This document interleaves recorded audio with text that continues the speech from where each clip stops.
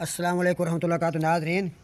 آئیے آج سورہ طور مکیہ آیات اس کی 49 رکوع 2 یہ ہم پڑھتے ہیں اور اس کی محسن آپ کو متشریح بتاؤں۔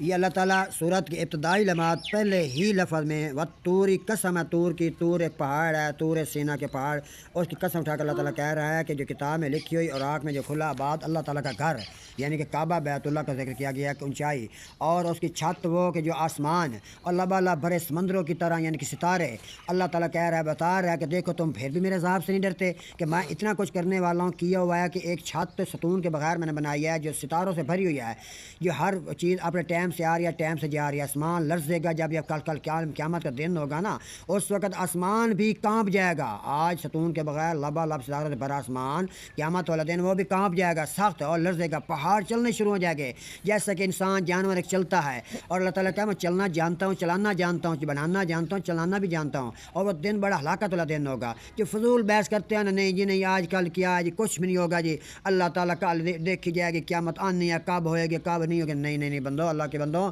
جہنم بہت بھاری ہے، بہت قیامت کا دن بہت برا ہے۔ آج ڈر جاؤ اللہ کے عذاب سے، اچھے کاموں کرے، جو اچھے کام جن کے باپ اچھے کام کرتے ہیں، ان کی اولاد بھی اچھے کاموں میں لگی ہوئی ہے، وہ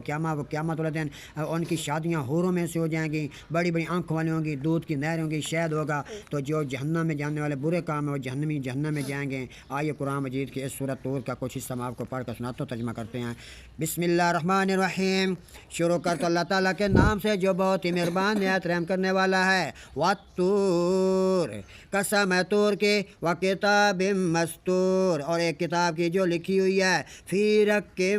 مَّنشُورٍ وَالْبَیْتِ الْمَعْمُورِ ایسے اوراق میں جو کھلا ہوا ہے اور بعد گھر کے، وَالسَّقْفِ الْمَرْفُوعِ اور اونچی اٹھائی چھت کی، وَالْبَحْرِ الْمَسْجُورِ اور لبالب بھرے ہوئے سمندر کی، کہ یقیناً تیرے ان عذاب ربک لواقع ما لہ من دافع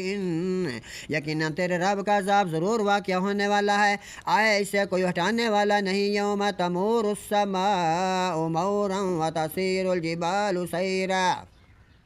جس دن آسمان لرزے گا سخت لرزنا اور پہاڑ چلیں گے بہت چلنا۔ فویل یومئذ للمکذبین الذین هم فی خوض یلعبون تو اس دن جھٹلانے والوں کے لیے بڑی ہلاکت ہے، وہ جو فضول بحث میں کھیل رہے ہیں۔ یوم یدعون الی نار جہنم دعا جس دن انہیں جہنم کی آگ کی طرف دھکیلا جائے گا۔ ھذہ النار التی کنتم بہا تکذبون جس دن دھکیلا جانا یہی ہے وہ آگ جسے تم جھٹلاتے تھے۔